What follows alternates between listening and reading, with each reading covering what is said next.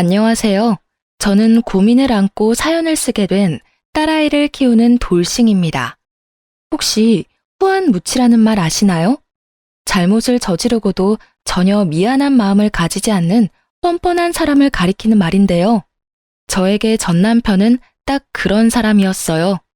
그런 사람이랑 왜 결혼을 했냐고 물으신다면 그때는 콩깍지에 쓰였다는 거 말고는 답할 게 없네요.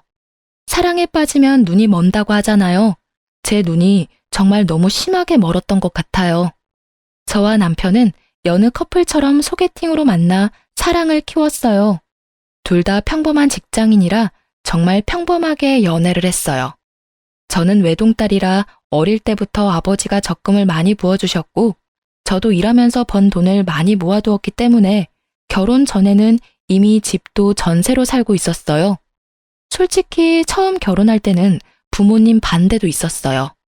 남편은 집을 할 생각도 없이 제가 살던 전셋집에서 그냥 살면 안 되냐는 식으로 말했고, 저도 굳이 돈 들여 이사 가는 것보다 그게 나을 거라고 생각하기도 했거든요.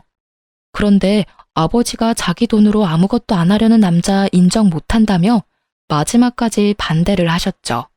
그래도 결국 결혼은 했어요. 그만큼 남편이랑 잘 맞는다는 생각을 했으니까요. 저는 성격이 맺고 끊음이 정확한 편인데 남편은 둥글둥글 무난한 성격이어서 그 부분이 잘 맞았거든요. 그런데 딱 하나 술 때문에 사고 친 적이 많아서 그 부분이 저를 힘들게 했어요. 이혼한 게 그럼 술 때문인가 하고 생각하실지도 모르겠지만 전혀 그쪽 문제가 아니고 뜬금없는 여자 문제 때문이었어요. 결혼 기념일이 3번을 지난 어느 날이었어요. 술만 마시면 연락이 없는 남편을 기다리며 TV를 보고 있는데 남편이 제게 전화를 한 통 하더군요. 짜증나는 마음을 꾹꾹 눌러 담아 전화했더니 경찰서라는 대답과 함께 남편을 데려가라고 하시더군요. 술을 너무 많이 마셔서 도로에 누워 있다가 결국 경찰서에 신고가 들어가는 바람에 거기 가 있더라고요. 경찰서 갔더니 완전히 깔라가 돼서 인사불성이 된 남편이 의자에 누워 있더라고요. 그나마 술 주정이 없었으니 다행이었지. 주정까지 했으면 한 대 패고 싶을 만큼 쪽팔렸어요. 부랴부랴 경찰서까지 남편 데리러 온 건 좋았는데 폰이 꺼져버렸더라고요. 저는 자기 전에 폰을 충전하는데 남편 데리러 여기까지 나올 줄 몰라서 충전을 잊어버리고 있었거든요. 결국 제 폰을 쓸 수 없으니 콜택시도 부를 수 없었어요. 남편 폰이 생각나서 콜택시를 부르려고 버튼을 누르는데 뭘 잘못 눌렀는지 이전 화면이 뜨더군요. 그리고 그 화면을 본 제 눈을 의심할 수밖에 없었어요. 남편이 웬 여자와 같이 있는 사진이었어요. 거의 껴안고 있는 데다가 서로 입술을 맞대고 있는 사진이었죠. 게다가 위에서 아래로 찍힌 각도로 보니 여자가 남편 다리 위에 올라가 있는 상태였어요. 그걸 보고 제정신 유지할 수 있는 여자가 이 세상에 있을까요? 그런데 얼굴을 확인하고 더 열이 받아버렸어요. 바로 남편이 자주 만나러 다니던 동네 누나였거든요. 이 여자를 제가 경계 대상에 넣지 않은 이유는 처음에 사귈 때 가장 먼저 소개시켜준 사람이었거든요. 동네에서 어릴 때부터 친하게 지내던 누나라며 결혼한 사람이라고 하기도 했고 나이가 남편보다 6살이나 많으니 바람을 필 거라고는 상상도 못했거든요. 절대로 연애 상대는 아닐 거라고 편하게 생각했는데 그 생각이 이런 참사를 불러온 것 같아요. 게다가 그 여자는 유부녀였고 남편도 유부남이잖아요. 일단 화를 내려놓고 다른 사진부터 확인했어요. 그랬더니 이건 확실하다 싶더라고요. 그 여자랑 찍은 사진이 넘쳐나더군요. 저와 남편은 서로 폰을 확인하는 행동은 한 적이 없었는데 그래서 그런지 굉장히 무방비하게 폰 안에 외도의 흔적들이 가득하더라고요. 그 흔적들을 저장하려니 제 폰은 이미 배터리가 나갔고 어쩔 수 없이 사람을 하나 불러야 했어요. 폰 번호를 알고 있는 제 사촌 오빠에게 전화했어요. 근처에 살고 있고 지금이면 운동을 할 시간이라 오기도 편할 거라고 생각하고 불렀거든요. 도대체 남편이 술을 얼마나 마셨길래 태우지도 못할 만큼 떡이 됐어? 그러게 말이야. 근데 그게 중요한 게 아니라고 지금. 잠깐 폰 들고 이리 와봐. 저는 오빠의 팔을 끌어 남편 폰 앞으로 데리고 왔어요. 그리고 남편의 외도 사진과 카톡 내역을 모두 보여주며 사진 좀 찍으라고 말했어요. 동영상도 찍으라고요. 바람 피면서 이렇게 대놓고 사진첩에 불륜녀랑 찍은 사진 올려놓은 거야? 이건 뭐 답이 없네. 사진을 보니 최소 몇 달 전에 바람 핀 것 같은데. 그래서 지금 미치고 팔짝 뛸 것 같다고. 게다가 이 여자 내가 아는 여자야. 남편 동네 아는 누나인데 어릴 때부터 친하다고 해서 별 생각 없이 놔뒀더니 이런 식으로 사람 뒤통수를 치네? 잘 생각해. 바람 피는 것도 습관이라 잘 안 고쳐진다더라. 사람마다 다르긴 하겠지만. 몰라. 이 인간 술 깨고 이야기해본 뒤에 결정하려고. 오빠, 미안한데 우리 집까지 옮겨줄 수 있어? 택시 타고 갔다가 집 안까지만 옮겨줘. 야, 바람 핀 놈 뭐가 좋아서 집까지 데려가? 그냥 근처 쓰레기 있는데 대충 던져두고 가면 되지. 쓰레기는 쓰레기장에. 몰라? 나도 그러고 싶지. 그치만 내일 아침에 눈 뜨자마자 추궁해야 하니까 놔두고 가면 안 돼. 결국은 오빠의 도움으로 저희는 집에 무사히 도착했고 남편은 오빠가 데려다 놓은 현관 입구에 놔둔 채 저는 안방에 들어가 잠을 청했어요. 그런데 잠이 안 오더라고요. 열이 받으니 쉽사리 가라앉지도 않고요. 결국은 뒤척거리며 자다 깨다를 반복하다가 새벽녘 잠자는 걸 포기하고 일어나서 TV를 틀었어요. 생각이 많아서 정리할 겸 틀어놓은 건데 그 소리에 남편이 으으하며 일어나더군요. 물 좀 갖다 줘. 술에 취해 갈라진 목소리로 말하는 남편을 보며 저는 물 대신 대뜸 사진부터 보여줬어요. 동네 친한 누나랑은 어디까지 갔어? 그게 무슨 소리야? 사진을 본 남편놈은 그제야 정신이 돌아오는지 버벅대기 시작하더군요. 눈을 껌뻑거리는 것이 이게 꿈인지 생신지 모르는 것 같아서 다시 한마디 해줬어요. 이거 그 집 남편한테 알려도 되지? 그 말 한마디에 숙취로 쓰러져 있던 남편놈은 벌떡 일어나더니 바로 무릎을 꿇으며 고개를 떨구더라고요. 미안해. 절대로 그 집에 알리면 안 돼. 내가 다 정리할 테니까 제발 그러지 마. 절대로 그런 짓 이제 2번 다시 안 할 테니까. 절대로 하면 안 될 짓을 왜 했어? 그리고 숨기려는 노력도 하나도 안 했더라? 왜? 나한테 들키고 나하고 이혼하고 싶었던 거 아니야?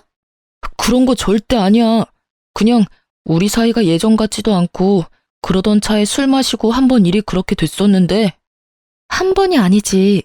지금 내가 찾아낸 첫 사진에서 4개월이나 지났는데 넌 그럼 4개월 내내 술 마시고 실수해서 여자 만났어? 그런 말이 아니고 어쨌든 입이 10개라도 내가 할 말이 없어. 앞으로 절대 그러지 않을 거고 인연 싹 끊을 테니까 제발 한 번만 참아줘. 남편놈은 손이 발이 되도록 빌었어요. 저는 그런 남편을 보며 한숨이 푹 나왔어요. 이걸 용서해야 하나 말아야 하나 고민했지만 결국은 용서하기로 했어요. 대신 한 가지 조건을 걸었어요. 당신 입으로 시부모님께 이야기하고 우리 상황 정리해서 알려드려. 그건 내 입으로는 못하지. 부모님 아시면 완전 난리 날걸? 우리끼리 해결하면 될 일인데 왜 부모님까지. 아셔야지. 당신 아들이 남의 귀한 딸 지금 마음고생 시키고 있는데 우리 부모님한테까지 말하라고 하기 전에 알아서 해. 당신이 안 하면 내가 직접 가서 사진부터 보여줘 버릴 거니까. 결국 저의 강경한 태도에 남편은 울며 겨자 먹기로 시댁에 가서 이야기를 꺼냈어요. 그런데 시부 반응에 저는 한 번 더 어이가 없었어요. 아가, 살다 보면 남자가 실수할 때도 있는 법이다. 다음부터 그러지 않겠다는 다짐만 받아놓으면 이놈이 바보 천치가 아닌 이상 잘 알아들을 거다. 그러니 너도 이런 사소한 일에 신경 쓰지 말고 한 번만 용서해 줘라. 저는 시부의 말에 점점 더 짜증이 밀려왔어요. 아니 시부가 대체 뭔데 잘못한 남편한테 면죄부를 주는 거죠? 이미 상처받고 배신당한 건 저인데 왜 시부가 용서해주고 말고를 결정하냐고요.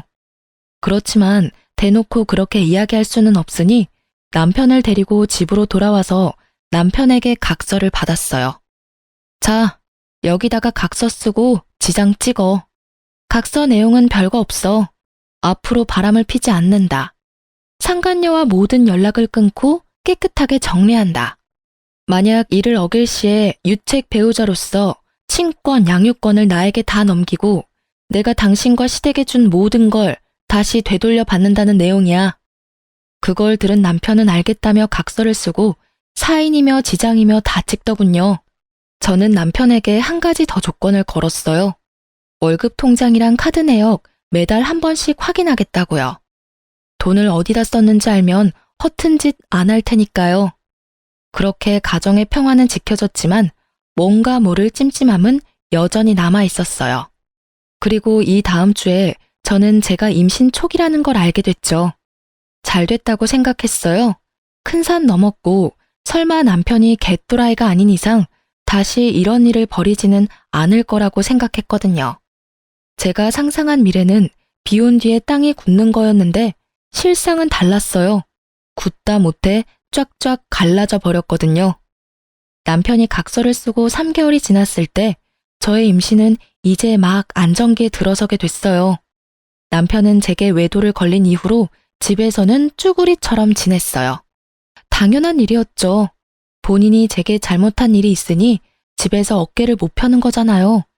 그렇지만 남편이 계속 그렇게 행동할수록 그런 생각이 들었어요. 태어날 아이가 이런 아빠 모습을 보면 어떻게 생각할까 하고요. 교육적으로도 정서적으로도 좋을 것 같지는 않다는 생각으로 남편과 맛있는 것도 자주 먹으려고 하고 대화도 많이 나누려고 노력했어요. 그때의 일을 최대한 빨리 덮어버리고 싶었거든요. 그런데 남편은 떨떠름한 표정으로 제게 맞춰주고는 있었지만 크게 관심은 없는 모습이었어요. 솔직히 그 모습에 한 번 더 상처받았거든요. 외도 후에 마누라한테 잘해주려는 남편은 없을 거예요. 눈치부터 보게 되니까요. 그렇지만 제가 이 정도로 노력하면 본인도 노력을 해야 하잖아요. 이걸 어떻게 해야 할까 하던 중에 저희가 집을 옮기려고 계획하고 있었는데 적당한 집이 나와 집을 옮기려고 준비를 하고 있었어요. 지금 살고 있는 전셋집을 내놓고 아파트로 이사 가려고 했거든요. 그래서 집 청소를 한번 싹 하기로 했어요. 사람들이 집을 보러 자주 올 예정이니 귀금속이나 너무 잡다한 물건들은 당분간 차에 실어놓을 예정이었어요. 제 차보다는 남편 차가 SUV로 크기 때문에 거기 짐을 놓자고 이야기가 됐어요. 남편과 함께 짐을 나르고 있는데 제가 차 안에 있는 물건을 정리하다가 차 키를 잃어버린 거예요. 차 키를 찾으려고 이리저리 둘러보다가 발판 쪽에 떨어뜨렸나 싶어서 조수석 쪽 발판을 들어 올렸더니 아무것도 없더라고요. 그래도 혹시나 싶어 운전석 쪽 발판을 들어 올리려는데 남편이 급하게 다가오더니 차 키 여기 없을 거라며 갑자기 저를 막아서더라고요. 아니, 없으면 없지 왜 막아서는 거지? 이상한 생각이 확 들더라고요. 결국은 남편 저지하고 차 안에 들어가 문 잠그고 발판을 들어봤더니 거기 검은색 폰 하나가 있더군요. 남편 폰과는 다른 기종이었는데 알고 보니 남편 세컨폰이었더라고요. 폰을 열어보니 제 눈을 또 의심할 수밖에 없는 것들을 봤어요. 남편이 또 바람을 피우고 있더라고요. 그것도 저번에 그 누나랑요. 제가 용서해준 지 꼴랑 3개월밖에 지나지 않았잖아요. 게다가 애가 뱃속에 있는데 바람이라니. 열받은 제가 차문을 열고 나왔어요. 너 이거 뭐야? 폰 숨겨두고 그 여자랑 또 바람을 피워? 몇 개월 지났다고 또 바람이야. 아니지. 혹시 그때 해결 안 했던 거야? 헤어진다더니 여전히 즐겁게 이중생활하면서 살았던 거냐고. 저는 남편 세컨폰을 열어서 거기 적혀진 카톡 대화들을 읽었어요. 자기야 사랑해. 보고 싶어? 그리고 여동생 남동생? 아, 들키면 동생 이야기라고 둘러대려고 여동생 남동생이라 적어놨어? 암호까지 정해서 더 주도 면밀하게 나를 속이려고 했다 이거지? 반성 같은 건 아예 한 적이 없네. 내가 용서해준다고 했을 때도 아예 헤어질 생각 없었고 잘 됐다 싶었나 본데 이번에는 못 참아. 당장 이혼할 거야 이 나쁜 놈아. 어디서 할 게 없어서 계집질이야? 화가 난 저는 노상에서 소리를 질러댔고 남편은 그런 제 모습에 저번처럼 무릎 꿇더니 용서해달라며 질질 짜더라고요. 여보, 미안해. 진짜로 내가 다 잘못했어. 제발 한 번만 더 기회를 줘. 뱃속에 아이를 보면서라도 참아. 용서? 내가 저번에 용서해줬다가 지금 얻은 게 뭔데? 당신 두 번째 바람 펴서 임신한 마누라 뒷골 터지게 만들어 놓고 용서? 미안하다고 하면 끝이야? 용서해달라고 하면 다 되는 거냐고. 왜 내가 용서해줘야 하는 건데? 그리고 뱃속의 아이를 생각하면 참으면 절대 안 되지. 너 같은 거랑 인연을 끊는 게 아이 인생에 더 도움되는 일 아니야? 너도 그렇게 생각하잖아. 어느 엄마가 이제 곧 태어날 아이한테 바람핀 거 용서해줬는데 또 바람핀 아버지를 주고 싶겠냐고. 정말 이번 한 번만이야. 앞으로는 절대로 당신이 하지 말라는 건 아무것도 안 할게. 어떻게든 이혼만은 참아줘. 난 당신 없으면 못 살아. 손이 발이 되도록 싹싹 비는 모습을 보고도 더 열이 뻗는 건 아마 첫 번째 외도 때 그 모습을 보고 용서해줬던 저의 바보 같은 모습이 떠올라서였을 거예요. 저에게는 이 남자에 대한 믿음이 아주 조금도 남아있지를 않았어요. 저러고 또 바람 피겠지. 2번이면 3번은 쉽겠죠. 입만 열면 거짓말. 네가 왜 나 없으면 못 살아? 저 상간녀 없으면 못 사는 것 같은데 이혼해 줄게. 둘이서 살아. 고작 3개월을 못 참아서 각서 쓰고도 바람핀 년이랑 계속 만나는 거 보면 그렇게 죽고 못 사는 사이인 거 내가 인정해 줄게. 그런데 우리 아이한테는 너 같은 아빠 필요 없으니까 여기서 인연 끊어. 넌 제대로 된 남편도 아니고 아빠도 아니야. 앞장서. 당장 시댁 가서 이혼한다고 말씀드리게. 열받은 저는 남편을 끌고 시댁으로 가려고 했어요. 남편이 완강하게 거부하더군요. 시댁에 알리는 게 무서웠나 봐요. 무서운 짓을 왜 했냐고 윽박 지르려다가 참았어요. 이번에야말로 시댁 가면 시부에게 당신 아들이 무슨 짓을 저질렀는지 확실하게 알려주고 싶었어요. 시부가 무슨 말로 남편을 두둔하든지 간에 코웃음 날려줄 준비도 되어 있었고요. 당장 앞장서라고. 시댁 가서 정산해. 시부모님도 그간 상황 다 알아야 우리 이혼할 때 큰 문제 없을 거 아니야? 무슨 정산? 그리고 나 이혼 안 할 거라니까? 넌 이혼 무조건 하게 되어 있어. 내가 너랑 헤어질 거라고 결심했으니까. 그리고 정산해야지. 너 첫 번째 외도 때 각서 썼잖아. 당신과 시댁에 준 모든 걸 되돌릴 거라고. 나 그거 받으러 시댁 갈 거야. 알지? 아버님 차 내가 빌려드린 거. 게다가 소소하게 빌려드린 돈도 있고, 그리고 당신한테 사준 선물들은 다 놔두고 가. 넌 그 선물 받을 자격 없어. 그 말에 남편 얼굴이 사색이 되더군요. 여보, 진짜로 나 당신이랑 헤어지고 싶지 않아. 제발 다시 생각해봐. 나 정말로 다 끊을게. 깨끗하게 정리할 거라니까? 내가 정말 미안하다고. 하든 말든 너 마음대로 하고, 솔직히 각서까지 썼는데도 그 여자 만난 거면 이 정도 각오는 이미 하고 있었던 거 아니야? 당신이 원해서 만났잖아. 그리고 너 말끝마다 미안해라고 하는데 그 말 앞으로 한 번만 더 하면 죽어? 미안해하지도 않으면서 뭐가 미안한데?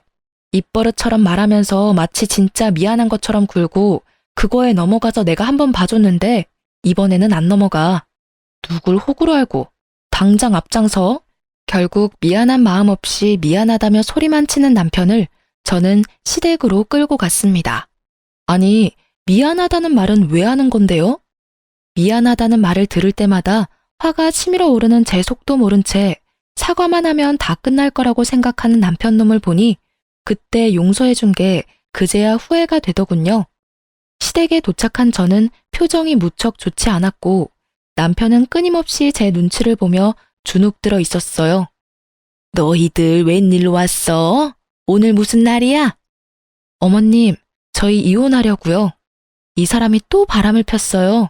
그것도 저번이랑 똑같은 여자하고요. 정리가 하나도 안 된 상태로 저 속이고 열심히 만나고 있던데 솔직히 더는 못 참아요. 어떻게 임신한 와이프 두고 다른 여자하고 바람이 나요? 새로운 여자였다면 덜 화났을지도 몰라요. 그런데 왜 또 그 여자냐고요. 두 사람 연애하는데 내가 방해물 같으니 제가 이혼하는 게 맞는 거겠죠. 아이고 며느라가 진정 좀 해라. 뭐가 그렇게 바빠? 남자가 살다 보면 그럴 수도 있지. 그리고 너 임신 중이라 뭐 이래저래 저도 힘들었나 보지. 네가 이해를 좀 하고 넘어가. 그리고 어차피 상대방도 남편이랑 애가 있다는데 그냥 불장난 같은 거였을 테고 진지하게 만나는 그런 건 아닐 것인데 너도 부인이 돼가지고 그런 불장난을 심각하게 받아들이고 그렇게 난리치면 안 되지. 뱃속에 애도 있으니 흥분도 좀 가라앉히고 생각을 하면 불장난 정도가 아니잖아요. 지금 이 사람 하는 짓을 보시라고요. 미안하다고 다 정리한다고 할 때는 언제고 여태껏 만나면서 메신저로 와이프 배불러서 재미가 없네 어쩌네 그런 말 찍찍하면서 둘이서 내 욕까지 했다고요. 저는요, 임신 중에 벌써 남편 불륜이 2번째예요. 임신 중에 남편 외도 알아채는 와이프도 많지 않겠지만 2번이나 이런 짓 당하면 제가 기분이 좋겠어요? 아버님이야 아버님 자식이고 두둔하고 싶은 마음 있으시겠지만 저는 달라요. 첫 번째 용서가 제 마지막 한계 지점이었거든요. 이번에는 절대 용서 못하고 저번에 남편이 쓴 각서대로 하려고 시댁 온 거예요. 각서? 야, 너는 무슨 각서를 어떻게 썼길래 불똥이 여기까지 튀어? 각서를 보기 전까지 시부는 아주 느긋한 태도였어요. 아들놈 두둔해가면서 각서가 무슨 내용인지도 모르고 말이죠. 제가 각서를 보여주니 시부의 표정은 울그락불그락 시시각각 변했고 남편놈은 고개를 떨구다 못해 바닥으로 꺼질 것 같더군요. 아버님 쓰고 계시는 차 가져갈게요. 그거 어차피 저희 친정어머니 명의잖아요.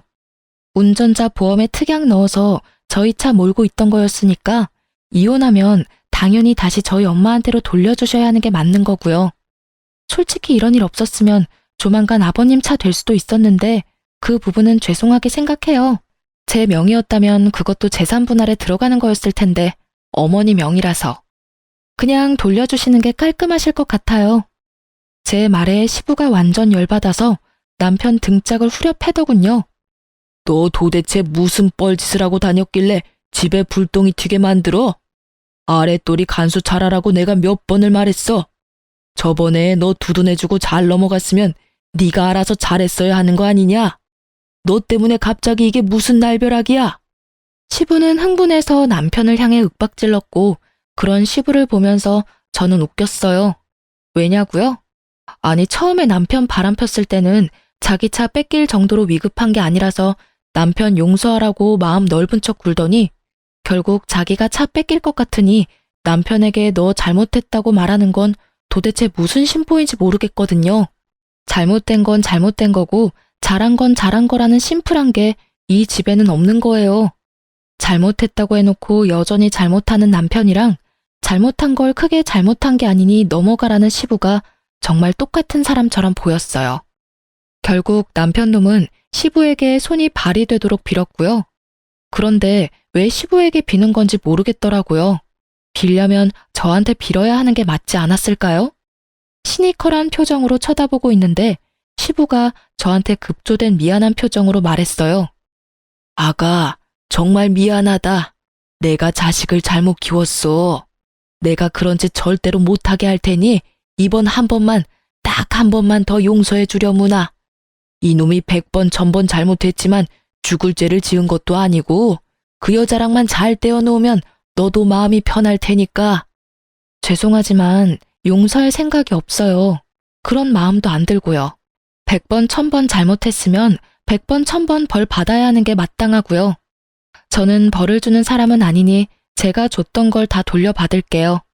아버님한테는 차를 돌려받고 남편에게는 딱히 돌려받을 만한 것도 없으니 이혼할 때까지 우리 신혼집에서 나가줬으면 좋겠네요. 뭐? 그 집에서 나가면 난 어디서 살아? 아버지 집도 너무 멀고 직장에서는 더 멀다고. 집에서 내쫓는 건 좀 너무하잖아. 다시 이야기를 잘 해보고. 집에서 내쫓는 게 왜 너무해? 그 집 계약할 때 너 나한테 땡전 한 푼이라도 준 거 있어? 아니면 그 집 유지비를 네가 주기를 했어? 그 집도 내가 가져온 내 전셋집이잖아. 넌 거기 그냥 네 집만 들고 들어와 살았고. 그러니까 가볍게 집만 들고 나가면 되지. 그리고 시댁 멀면 그 상간녀 집에 가서 재워달라 그래. 얼마나 좋아하겠어? 죽고 못 사는 남자친구랑 만나면 좋아하겠다. 그치? 웃기는 소리 하지 말고 나 진짜로 갈 데 없다고. 집에서 내쫓는 건 너무하지. 나 절대로 그 집에서 안 나갈 거야. 내가 말했잖아. 제발 좀 들어봐. 나 진짜 미안하고 그 여자랑 완전히 다 끊겠다니까. 의심 하나 없애도록 매일 위치 추적 앱도 설치하라고 하면 하고 통장 내놓으라고 하면 그것도 다 줄게. 제발 집에서 나가라고만은 하지 마. 그 여자랑 인연을 어떻게 끊게? 저번에도 끊는다고 해놓고 못 끊었지. 아니지. 끊었는데 다시 이었나? 어쨌든 결과적으로는 두 사람이 여전히 만나고 있으니까 둘이서 그렇게 죽고 못 사는데 내가 이혼해 줄게. 둘이 같이 살아. 그 여자도 그 남자랑 이혼하면 너랑 잘 살 수 있겠네. 집도 없이 둘 다 똑같이 위자료와 상간소송비 갚으면서 잘 살면 되지. 안 그래? 그러니까 그게 안 된다고. 우리는 그렇게 깊은 사이가 아니야. 진짜 그냥 즐기기만 하는 사이였고 술 마시면 만나는 그런 사고 같은 거였다고. 제발 여보. 그러니까 술 마시면 만나는 사람이면 술을 안 마시면 안 만났을 거 아니야. 그럼 네가 술을 마신다는 선택을 한 것부터가 네가 반성을 안 하고 있었다는 거지. 뭐 깊고 낮고 그런 거 나는 모르겠고 그냥 이혼하고 양육권 친권 나한테 다 넘겨. 어차피 너 유책 배우자라 그거 다 못 가져가. 집도 없고 이제 빚만 남을 건데 뭐. 대신 애 양육비는 꼬박꼬박 보내. 남편은 대답도 못하고 그저 한숨만 푹푹 내쉬더라고요. 미안한 기색은 하나도 없이 이 상황을 어떻게 모면해야 하는 것만 눈에 보이더라고요. 아버님도 죄송하지만 그 차 돌려주세요. 안 돌려주시면 경찰에 도난 차량 신고할 테니까 알아서 돌려주시면 좋겠네요. 서로 얼굴 붉히지 않게 하면 좋잖아요. 그렇게 말하고 저는 시댁을 나왔고 남편 짐을 모조리 챙겨 시댁으로 붙였어요. 물론 제가 선물해준 고가의 물건들은 뚝 빼놓고 보냈죠. 제가 보낸 선물이 아까운 놈이니까요. 그리고 그 길로 저는 상간녀도 만나러 갔어요. 상간녀는 초조한 표정을 하고 있더라고요. 죄악감이나 수치스러움이 아닌 초조한 표정. 어차피 저랑 그 사람 바람난 거 처음 알았을 때 상간녀 위자료 소송한 거 아니라서 이번에는 소송 못할걸요? 이게 상간녀와의 첫 대화였어요. 뭘 알고는 있는 것 같았는데 아주 어정쩡하게 알고 있더군요. 바람난 걸 인지하고 3년 정도 지나면 소송을 못 거는 거거든요. 고작 3개월은 아직 진행 중인 거나 마찬가지고 제가 용서해줬다고 하더라도 속이고 계속 바람피고 있었으니 고의적으로 부정행위를 지속했다는 점은 명확하죠. 게다가 남편이 이미 각서까지 썼거든요. 헤어진다고 해놓고는 여전히 만났잖아요? 위자료 청구할 때 당연히 체크하는 부분이거든요. 제 말에 상간녀의 몸이 오들오들 떨리더군요. 너무 가증스러웠어요. 어디서 불쌍한 척을 하는 건지. 상황으로 보면 제가 더 불쌍한 거 아닌가요? 뱃속의 애를 위해서 태교를 해도 모자랄 판에 상간녀까지 만나러 왔으니. 게다가 뻔뻔한 상간녀의 말을 들으니 더 열이 받더라고요. 이보세요. 뻔뻔하고 싶으면 뭘 좀 알고 뻔뻔하시던가. 남의 남자 데리고 열심히 놀았으면 그 책임도 같이 져야죠. 혼자 빠져나가려고 잔머리나 굴리고 있고. 어쨌든 나는 그 남자랑 이혼하기로 했으니까 만나고 싶으면 앞으로 마음껏 만나세요. 대신 저는 당신한테도 위자료 청구할 테니까 그 부분은 알아서 하시고요. 내가 상간녀니까 위자료 청구받는 거는 어쩔 수 없다고 생각해요. 그런데 집에 법원 등기 같은 건 보내지 말아줘요. 남편이 알면 곤란하거든요. 아직 저희 남편은 모르고 있고 저한테도 가족은 소중하니까. 뻔뻔함을 넘어서는 인간 실격의 태도에 저는 버럭 소리 질렀어요. 가족이 소중하다는 사람이 왜 바람을 펴요? 웃기고 있네 진짜. 당신 가족은 소중하고 내 가족은 소중하지도 않아? 이렇게 좋게 봐주려고 했더니만 자기가 잘못한 주제에 나한테 이래라 저래라 하고 난리야. 당신 지금 주제 파악이 안 되나 본데 나는 당신 용서해주러 온 거 아니에요. 솔직히 지금도 당신 남편한테 가서 먼저 이룰 수도 있는 거 귀찮아서 여기까지 와서 꼴 보기 싫은 당신 얼굴 보고 있는 거라고. 이것들이 사람이 마음 써주니까 아주 호구로 보이나 봐. 둘이 아주 똑같은 것들끼리 붙어먹어서는 당신 남편한테 지금 이야기해주러 갈까요? 바람 펴서 남의 가족 파탄낸 주제에 자기 가족은 소중하다며 등기를 집으로 보내지 말라는 상간녀 말에 완전 빡친 저는 흥분을 가라앉히지를 못하겠더라고요. 제가 열받아서 소리친 게 먹혔는지 상간녀는 아무 말도 안 하고 제 눈치만 보고 있었고요. 우편물이 어디로 갈지는 내 마음이니까 그때까지 가슴이나 졸이고 사세요. 그렇게 이야기하고 나오는데 현기증으로 머리가 핑 돌더라고요. 너무 신경을 많이 썼는지 몸이 안 좋아진 것 같더라고요. 결국은 정신력을 소모하기 싫어서 이혼 전문 변호사를 찾아가 맡기기로 했어요. 결국 이혼은 합의가 아닌 소송으로 들어가게 됐고, 이혼 소송 진행하면서 상간녀 소송도 같이 진행했어요. 그리고 저는 이혼 소송 중에 딸아이를 출산했어요. 그 아이를 낳을 때 남편이 없어서 친정 어머니가 들어오셨는데 그때만큼은 정말 서럽게 울었어요. 울지 않고 버티려고 그렇게 애를 썼는데 아이를 낳은 벅참과 아이를 아빠 없이 키워야 한다는 미안함이 한데 섞여서는 묘한 죄책감과 슬픔으로 눈물이 났어요. 이번 한 번뿐이다. 오는 건 지금뿐이라고 되뇌이며 딸아이를 홀로 키웠어요. 육아휴직을 쓰고도 힘이 들어 친정 도움을 받았지만 그래도 홀로 서기는 성공적이라고 할 수 있었어요. 그런데 이혼 후 몇 개월이 지났을까? 갑자기 전 남편이 딸아이가 보고 싶다며 면접 교섭권을 써서 아이를 만나러 왔더라고요. 처음에는 이 사람도 혼자 지내면서 애 얼굴 보고 싶었겠구나 하고 마음이 좀 쓰였는데 애 보러 와서는 저한테 계속 사정사정 하더라고요. 당신 혼자서 힘들지? 내가 곁에 있어주면 진짜 덜 힘들 거야. 나 애한테도 잘하고 집중할 자신 있어. 그러니까 우리 다시 만나지 않을래? 당신도 힘들잖아. 싱글맘이 얼마나 힘든데. 내가 도와줄게. 저번 일 모두 만회하고도 남을 만큼 내가 헌신적으로 할게. 갑자기 이렇게 말하길래 이놈이 진짜 정신이 나갔나 싶었어요. 갑자기 왜 다시 만나자고 해? 그 여자랑 잘 안 돼? 상간녀가 이혼 안 하려나 보네. 그럼 더 잘 된 거 아니야? 눈치 보지 말고 마음껏 여자 만나면서 살면 되지. 그 여자는 안 돼. 나 지금 당신이랑 그 여자 두 사람한테 양육비 줘야 해서 큰일 나게 생겼다고. 나는 맹세코 그 여자애가 내 애인지는 몰랐어. 그리고 피임도 확실하게 했었다고. 언제 임신이 됐는지 모르겠는데. 여기까지 듣고 나니 그럼 그렇지 하는 생각이 들더군요. 정신이 돌아올 리가 없죠. 고작 3개월 만에 바람피는 놈인데 몇 개월 됐다고 제정신이 돌아오겠어요? 점점 썩어가는 제 표정은 아랑곳하지 않고 전 남편 놈의 이야기는 계속됐어요. 들어보니 웃기지도 않더라고요. 제가 출산한 때에 상간녀도 임신 6개월 차였다고 해요. 당연히 상간녀 남편도 제 전 남편도 상간녀의 뱃속에 있는 씨가 당연히 상간녀 남편인 줄 알았다고 해요. 그래서 상간녀 남편이 상간녀를 극진히 모시면서 살았는데 제가 그때 위자료 소송도 같이 했잖아요. 그때 결국은 상간녀 집 주소로 손해배상 우편물이 가는 바람에 상간녀 남편이 알게 된 것 같더라고요. 결국 불륜 사실을 알게 된 상간녀 남편이 뱃속에 애가 누구 애냐며 난리를 친 건 어찌 보면 당연한 일이겠죠. 그런데 상간녀는 그 상황에도 대쪽같이 뱃속의 애는 자기 남편 애라며 실랑이까지 했다고 해요. 상간녀의 남편도 애가 나오기 전까지는 알 길이 없는 데다 여자가 극구 자기 아들이라고 하니 긴가민가 했대요.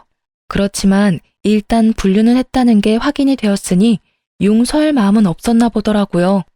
결국 두 사람은 출산 전까지는 별거했다고 하더라고요. 그 얘기를 듣는데 살짝 놀랐어요.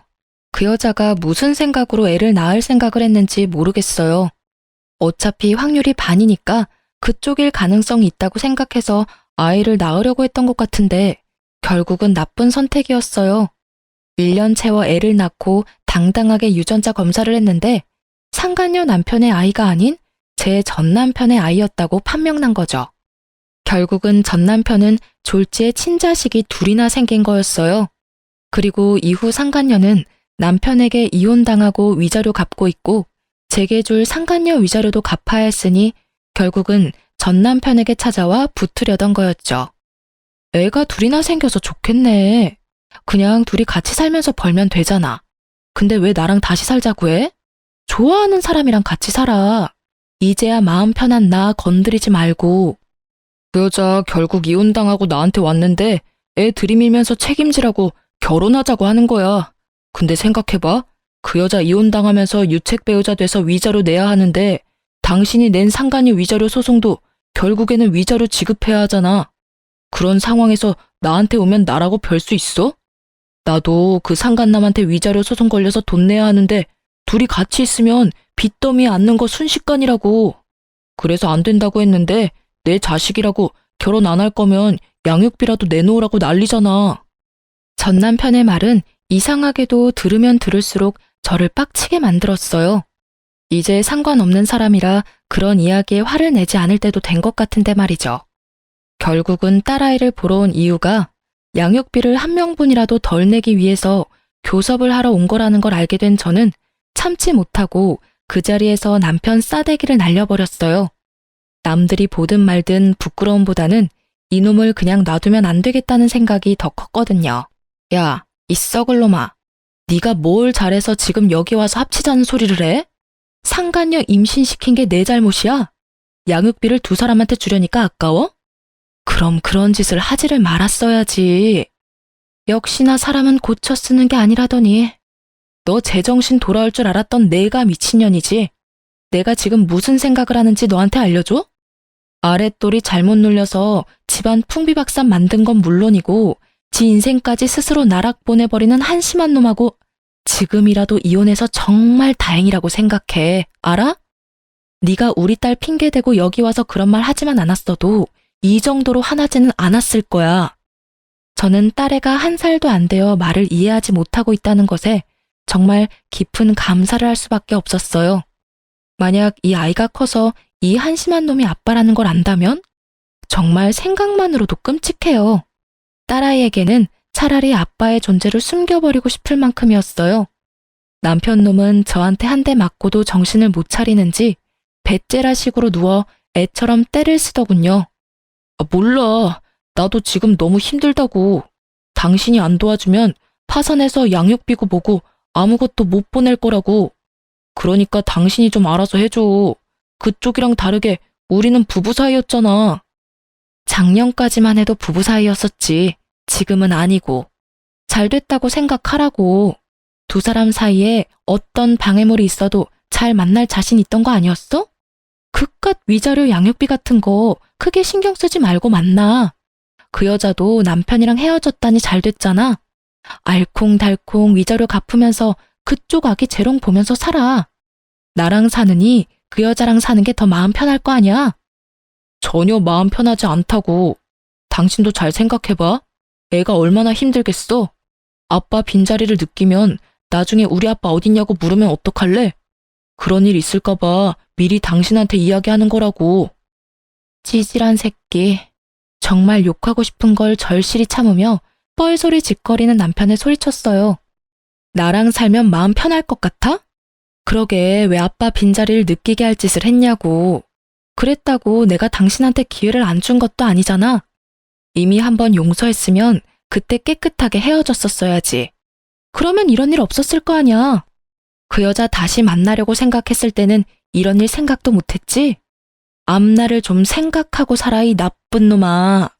그리고 나는 네 상간녀 바람막이는 절대 안 될 거야. 그리고 내 새끼 양육비도 절대로 다 받을 거고.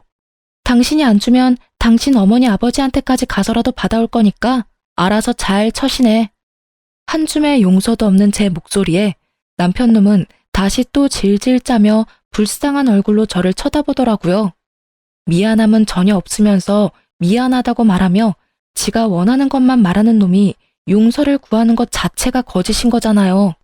이때 정말 후안무치라는 말이 딱 떠올랐어요.